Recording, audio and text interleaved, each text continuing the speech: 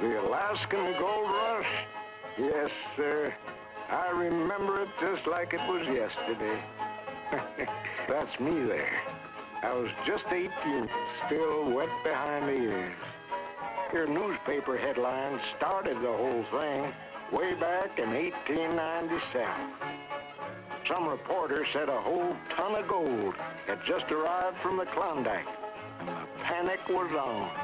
This was the beginning of 6 crazy years of gold fever that took us greenhorn sourdoughs to such faraway places as Dawson City in Canada and Skagway, Nome, and Fairbanks in Alaska. When we arrived in Alaska, they piled us on barges, and we floated in with the tide. Our supplies was dumped for miles along the Alaskan beaches and tide flats. Some of the more patient stampeders took the long way around, by riverboat up the Yukon. But most of us was too much in a hurry. We had our choice of 2 shortcuts. If you could afford a dog team to haul your outfit, you used the White Pass route out of Skagway. Their shortcut was a killer. The Chilkoot Pass. An endless human chain. Sometimes we strapped as much as 150 pounds of supplies to our backs. We crawled, we dug, and we stumbled our way to the top. I can remember making this climb 10 times to get all my stuff up there. Oh, it was cold. At the Canadian border, there was always a fog or a blizzard. Hundreds of tent cities sprang up overnight. Along the beach at Nome, they started to put up some real honest-to-goodness fancy wooden buildings.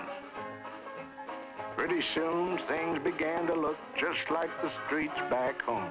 Believe it or not, we had newspapers and even newsboys peddling the stories about the easy millions being made every day at the diggings. This was an early version of an Alaskan supermarket. The price of meat depended on how good a shot the butcher was. A mile of long woolen underwear was usually hanging out at Gertie Lowe's hand laundry. As you can see, she only hired experienced help.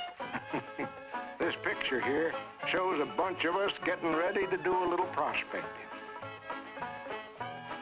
This is looking up El Dorado Creek, the richest valley in the Klondike. We heard once that $700 was washed out of just 1 pan of gravel.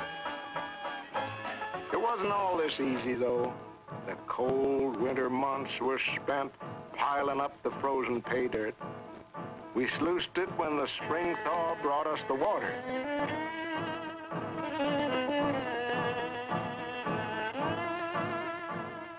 Inch by inch, we burned and dug our way through the frozen ground.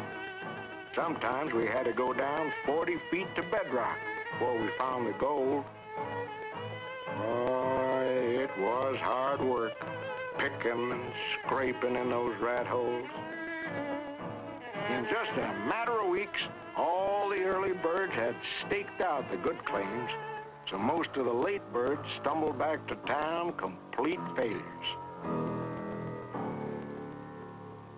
In order to earn the scratch to get back home, we hired ourselves out as miners, woodcutters, cooks, or handymen.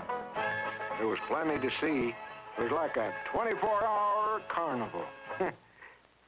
Band concerts, dog sled races, and always some kind of a big parade.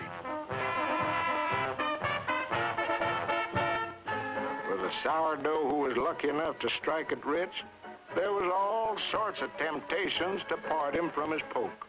Plenty of wine, plenty of women, and lots of gambling. Slippery critters like Soapy Smith was lurking everywhere. Soapy was always surrounded by an army of thugs and tin-horn gamblers. But one good pistol shot by vigilante Frank Reed finally got Soapy his comeuppance. And if you were prospecting on the Canadian side, you were protected by the Mounties. They wouldn't even let you carry a gun. And they made sure all the saloons was closed on Sunday.